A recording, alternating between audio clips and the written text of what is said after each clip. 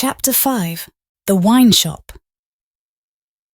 A large cask of wine had been dropped and broken in the street.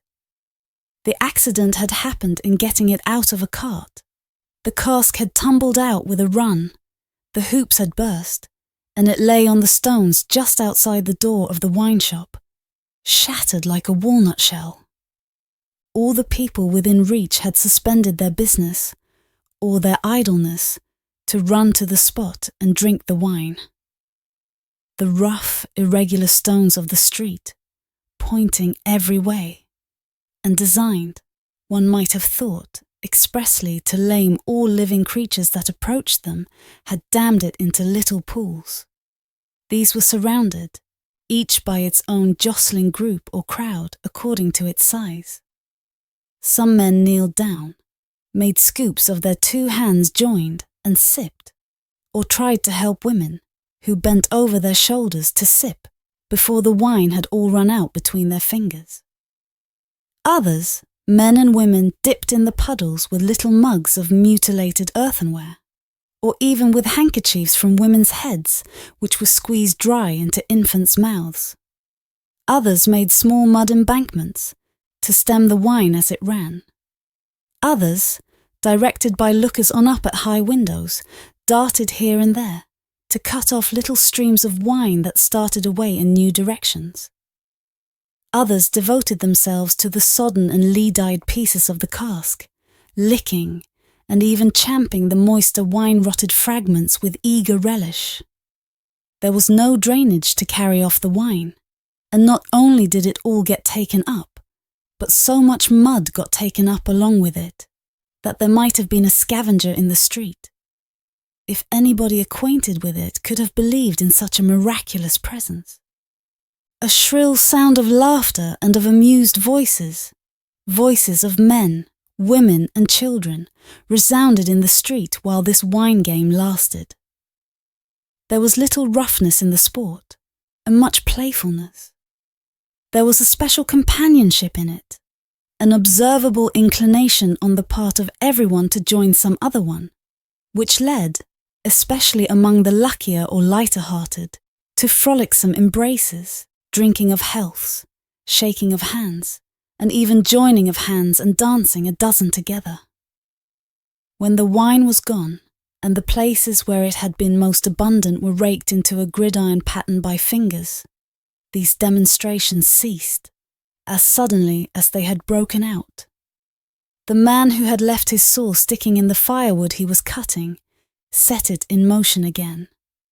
The woman who had left on a doorstep the little pot of hot ashes, at which she had been trying to soften the pain in her own starved fingers and toes, or in those of her child, returned to it. Men with bare arms, matted locks, and cadaverous faces, who had emerged into the winter light from cellars, moved away to descend again. And a gloom gathered on the scene that appeared more natural to it than sunshine. The wine was red wine, and had stained the ground of the narrow street in the suburb of Saint Antoine, in Paris, where it was spilled. It had stained many hands too, and many faces, and many naked feet, and many wooden shoes. The hands of the man who sawed the wood left red marks on the billets, and the forehead of the woman who nursed her baby was stained with the stain of the old rag she wound about her head again. Those who had been greedy with the staves of the cask had acquired a tigerish smear about the mouth, and one tall joker so besmirched, his head more out of a long squalid bag of a nightcap than in it, scrawled upon a wall with his finger dipped in muddy wine-lees, blood. The time was to come, when that wine too would be spilled on the street stones, and when the stain of it would be read upon many there.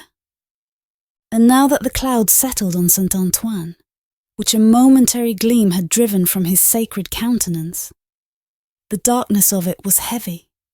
Cold, dirt, sickness, ignorance, and want were the lords in waiting on the saintly presence, nobles of great power all of them, but most especially the last. samples of a people that had undergone a terrible grinding and regrinding in the mill, and certainly not in the fabulous mill which ground old people young, shivered at every corner, passed in and out at every doorway, looked from every window, fluttered in every vestige of a garment that the wind shook. The mill which had worked them down was the mill that grinds young people old. The children had ancient faces and grave voices, and upon them, and upon the grown faces, and ploughed into every furrow of age and coming up afresh, was the sigh, hunger. It was prevalent everywhere. Hunger was pushed out of the tall houses, in the wretched clothing that hung upon poles and lines. Hunger was patched into them with straw and rag and wood and paper. Hunger was repeated in every fragment of the small modicum of firewood that the man sawed off. Hunger stared down from the smokeless chimneys, and started up from the filthy street that had no offal, among its refuse, of anything to eat. Hunger was the inscription on the baker's shelves, written in every small loaf of his scanty stock of bad bread. At the sausage shop, in every dead dog preparation that was offered for sale. Hunger rattled its dry bones among the roasting chestnuts in the turned cylinder. Hunger was shred into atomics in every farthing porringer of husky chips of potato, fried with some reluctant drops of oil. Its abiding place was in all things fitted to it, a narrow winding street, full of offence and stench, with other narrow winding streets diverging, all peopled by rags and nightcaps, and all smelling of rags and nightcaps, and all visible things, with a brooding look upon them that looked ill. In the hunted air of the people, there was yet some wild beast thought of the possibility of turning at bay. Depressed and slinking though they were, eyes of fire were not wanting among them, nor compressed lips, white with what they suppressed, nor foreheads knitted into the likeness of the gallows rope they mused about enduring or inflicting. The trade signs, and they were almost as many as the shops, were all grim illustrations of want. The butcher and the porkman painted up, only the leanest scrags of meat, the baker, the coarsest of meagre loaves. The people rudely pictured as drinking in the wine shops, croaked over their scanty measures of thin wine and beer, and were gloweringly confidential together. Nothing was represented in a flourishing condition, save tools and weapons. But the cutler's knives and axes were sharp and bright, the smith's hammers were heavy, and the gunmaker's stock was murderous. The crippling stones of the pavement, with their many little reservoirs of mud and water, had no footways, but broke off abruptly at the doors. The kennel, to make amends, ran down the middle of the street, when it ran at all, which was only after heavy rains, and then it ran by many eccentric fits into the houses. Across the streets, at wide intervals, one clumsy lamp was slung by a rope and pulley. At night, when the lamplighter had let these down, and lighted and hoisted them again, a feeble grove of dim wicks swung in a sickly manner overhead, as if they were at sea. Indeed, they were at sea, and the ship and crew were in peril of tempest. For the time was to come, when the gaunt scarecrows of that region should have watched the lamplighter in their idleness and hunger so long as to conceive the idea of improving on his method, and hauling up men by those ropes and pulleys, to flare upon the darkness of their condition. But the time was not come yet, and every wind that blew over France shook the rags of the scarecrows in vain. For the birds, fine of song and feather, took no warning. The wine shop was a corner shop, better than most others in its appearance and degree, and the master of the wine shop had stood outside it, in a yellow waistcoat and green breeches, looking on at the struggle for the lost wine. "It's not my affair," said he, with a final shrug of the shoulders. The people from the market did it. Let them bring another. There, his eyes happening to catch the tall joker writing up his joke, he called to him across the way. "Say then, my Gaspar, what do you do there?" The fellow pointed to his joke with immense significance, as is often the way with his tribe. It missed its mark and completely failed, as is often the way with his tribe too. "What now? Are you a subject for the mad hospital?" said the wine shop keeper, crossing the road, and obliterating the jest with a handful of mud, picked up for the purpose and smeared over it. "Why do you write in the public streets? Is there, tell me thou, is there no other place to write such words in?" In his expostulation, he dropped his cleaner hand, perhaps accidentally, perhaps not, upon the joker's heart. The joker rapped it with his own, took a nimble spring upward, and came down in a fantastic dancing attitude, with one of his stained shoes jerked off his foot into his hand and held out. A joker of an extremely, not to say wolfishly practical character, he looked under those circumstances. Put it on," said the other. "Call wine, wine, and finish there."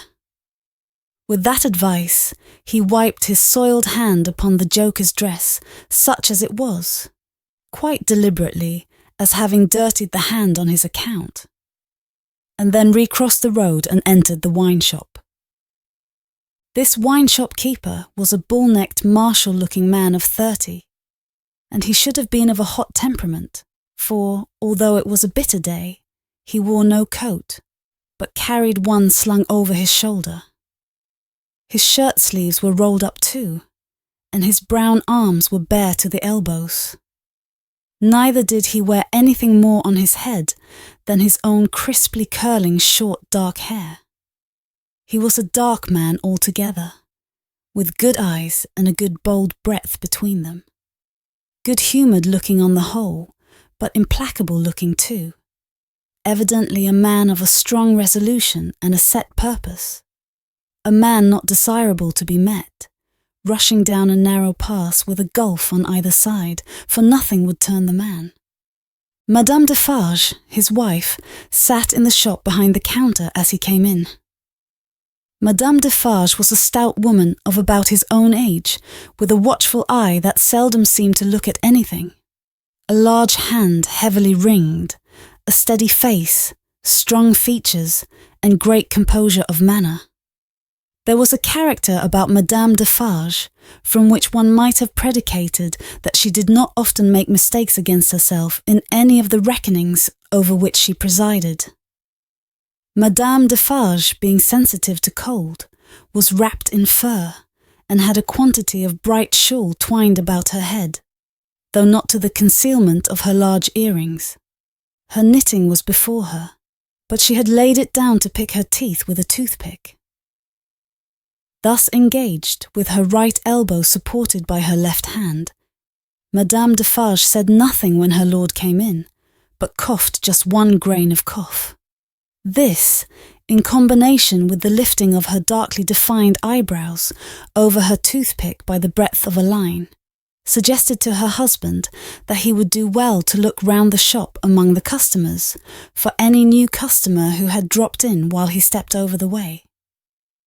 The wine shop keeper accordingly rolled his eyes about, until they rested upon an elderly gentleman and a young lady, who were seated in a corner. Other company were there, 2 playing cards, 2 playing dominoes, 3 standing by the counter, lengthening out a short supply of wine. As he passed behind the counter, he took notice that the elderly gentleman said in a look to the young lady, "This is our man." "What the devil do you do in that galley there?" said Monsieur Defarge to himself. "I don't know you." But he feigned not to notice the 2 strangers, and fell into discourse with the triumvirate of customers who were drinking at the counter. "How goes it, Jacques?" said one of these 3 to Monsieur Defarge. "Is all the spilt wine swallowed?" "Every drop, Jacques," answered Monsieur Defarge. When this interchange of Christian name was effected, Madame Defarge, picking her teeth with her toothpick, coughed another grain of cough, and raised her eyebrows by the breadth of another line. "It is not often," said the second of the three, addressing Monsieur Defarge, "that many of these miserable beasts know the taste of wine, or of anything but black bread and death. Is it not so, Jacques?" "It is so, Jacques," Monsieur Defarge returned. At this second interchange of the Christian name, Madame Defarge, still using her toothpick with profound composure, coughed another grain of cough and raised her eyebrows by the breadth of another line. The last of the three now said his say, as he put down his empty drinking vessel and smacked his lips. "Ah, so much the worse! A bitter taste it is that such poor cattle always have in their mouths, and hard lives they live, Jacques. Am I right, Jacques?" "You are right, Jacques," was the response of Monsieur Defarge. This third interchange of the Christian name was completed at the moment when Madame Defarge put her toothpick by, kept her eyebrows up, and slightly rustled in her seat. "Hold then! True," muttered her husband. "Gentlemen, my wife!" The three customers pulled off their hats to Madame Defarge with three flourishes. She acknowledged their homage by bending her head and giving them a quick look.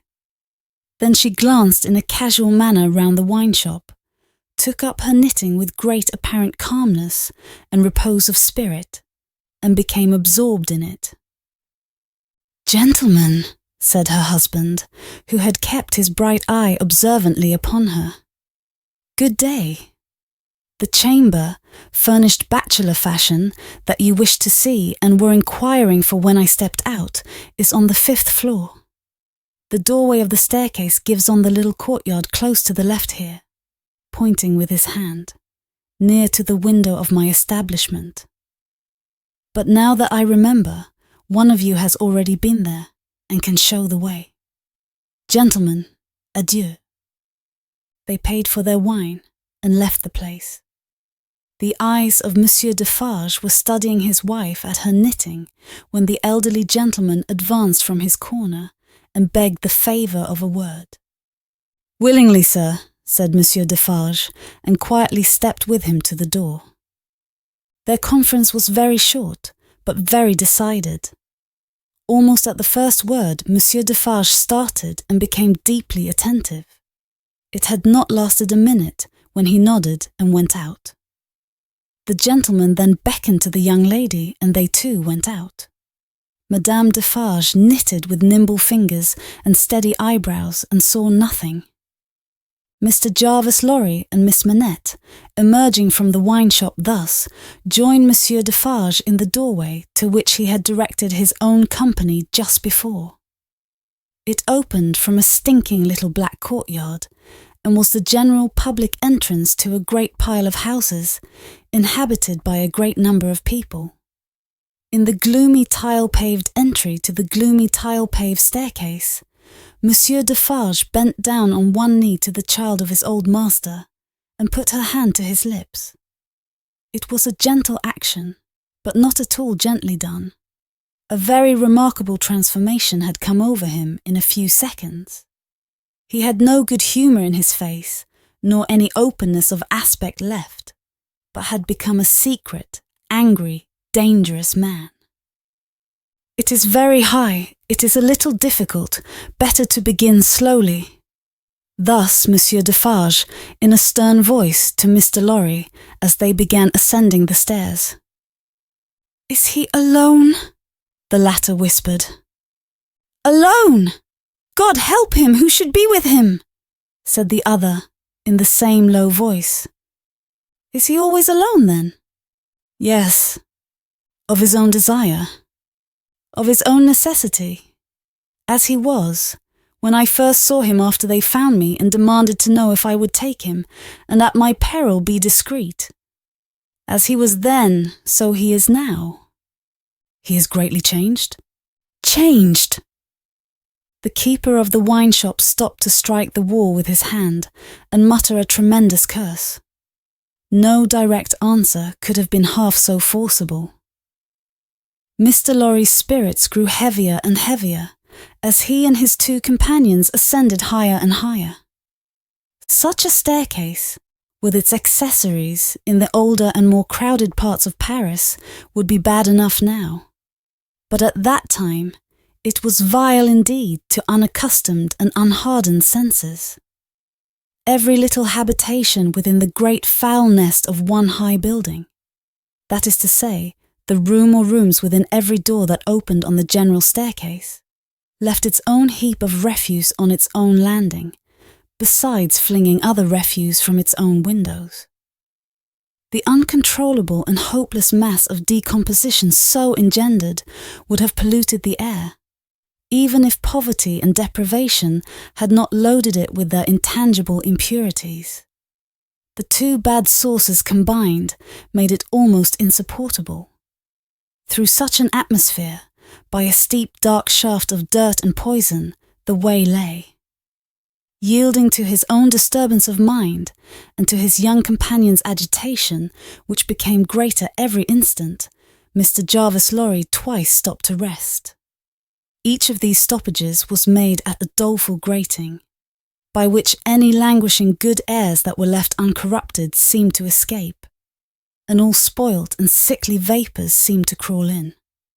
Through the rusted bars, tastes rather than glimpses were caught of the jumbled neighbourhood, and nothing within range, nearer or lower than the summits of the two great towers of Notre Dame, had any promise on it of healthy life or wholesome aspirations.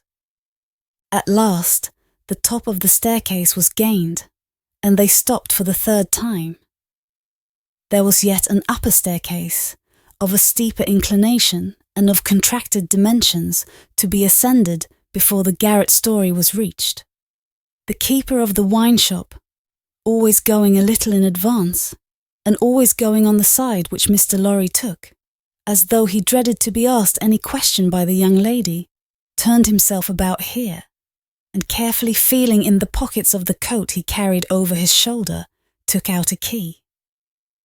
"The door is locked then, my friend," said Mr. Lorry, surprised. "Aye, yes," was the grim reply of Monsieur Defarge. "You think it necessary to keep the unfortunate gentleman so retired?" "I think it necessary to turn the key." Monsieur Defarge whispered it closer in his ear and frowned heavily. "Why?" "Why? Because he has lived so long, locked up, that he would be frightened, rave, tear himself to pieces, die, come to I know not what harm, if his door was left open." "Is it possible?" exclaimed Mr. Lorry. "Is it possible?" repeated Defarge bitterly. "Yes, and a beautiful world we live in when it is possible, and when many other such things are possible, and not only possible, but done, see you. Under that sky there, every day, long live the devil. Let us go on." This dialogue had been held in so very low a whisper that not a word of it had reached the young lady's ears. But by this time she trembled under such strong emotion, and her face expressed such deep anxiety and, above all, such dread and terror, that Mr. Lorry felt it incumbent on him to speak a word or two of reassurance. "Courage, dear miss, courage, business. The worst will be over in a moment. It is but passing the room door, and the worst is over. Then all the good you bring to him, all the relief, all the happiness you bring to him, begin. Let our good friend here assist you on that side. That's well, friend Defarge. Come now. Business, business." They went up slowly and softly. The staircase was short, and they were soon at the top. There, as it had an abrupt turn in it, they came all at once in sight of three men, whose heads were bent down close together at the side of a door, and who were intently looking into the room to which the door belonged, through some chinks or holes in the wall. On hearing footsteps close at hand, these three turned and rose and showed themselves to be the three of one name who had been drinking in the wine shop. "I forgot them in the surprise of your visit," explained Monsieur Defarge. "Leave us, good boys. We have business here." The three glided by and went silently down, there appearing to be no other door on that floor, and the keeper of the wine shop going straight to this one when they were left alone. Mr. Lorry asked him in a whisper, with a little anger, "Do you make a show of Monsieur Manette?" "I show him, in the way you have seen, to a chosen few." "Is that well?" "I think it is well." "Who are the few? How do you choose them?" "I choose them as real men of my name. Jacques is my name, to whom the sight is likely to do good. Enough! You are English. That is another thing. Stay there, if you please, a little moment." With an admonitory gesture to keep them back, he stooped and looked in through the crevice in the wall. Soon raising his head again, he struck twice or thrice upon the door, evidently with no other object than to make a noise there. With the same intention, he drew the key across it 3 or 4 times before he put it clumsily into the lock and turned it as heavily as he could. The door slowly opened inward under his hand, and he looked into the room and said something. A faint voice answered something. Little more than a single syllable could have been spoken on either side. He looked back over his shoulder and beckoned them to enter. Mr. Lorry got his arm securely round the daughter's waist and held her, for he felt that she was sinking. "Ah, business, business!" he urged, with a moisture that was not of business shining on his cheek. "Come in, come in!" "I am afraid of it," she answered, shuddering. "Of it? What?" "I mean of him, of my father." Rendered in a manner desperate by her state and by the beckoning of their conductor, he drew over his neck the arm that shook upon his shoulder, lifted her a little, and hurried her into the room. He sat her down just within the door, and held her clinging to him. Defarge drew out the key, closed the door, locked it on the inside, took out the key again, and held it in his hand. All this he did methodically, and with as loud and harsh an accompaniment of noise as he could make. Finally, he walked across the room with a measured tread to where the window was. He stopped there and faced round. The garret, built to be a depository for firewood and the like, was dim and dark, for the window of dormer shape was in truth a door in the roof, with a little crane over it for the hoisting up of stores from the street, unglazed, and closing up the middle in 2 pieces, like any other door of French construction. To exclude the cold, one half of this door was fast closed, and the other was opened but a very little way. Such a scanty portion of light was admitted through these means, that it was difficult, on first coming in, to see anything, and long habit alone could have slowly formed in anyone the ability to do any work requiring nicety in such obscurity. Yet work of that kind was being done in the garret, for, with his back towards the door, and his face towards the window where the keeper of the wine shop stood looking at him, a white-haired man sat on a low bench, stooping forward and very busy making shoes.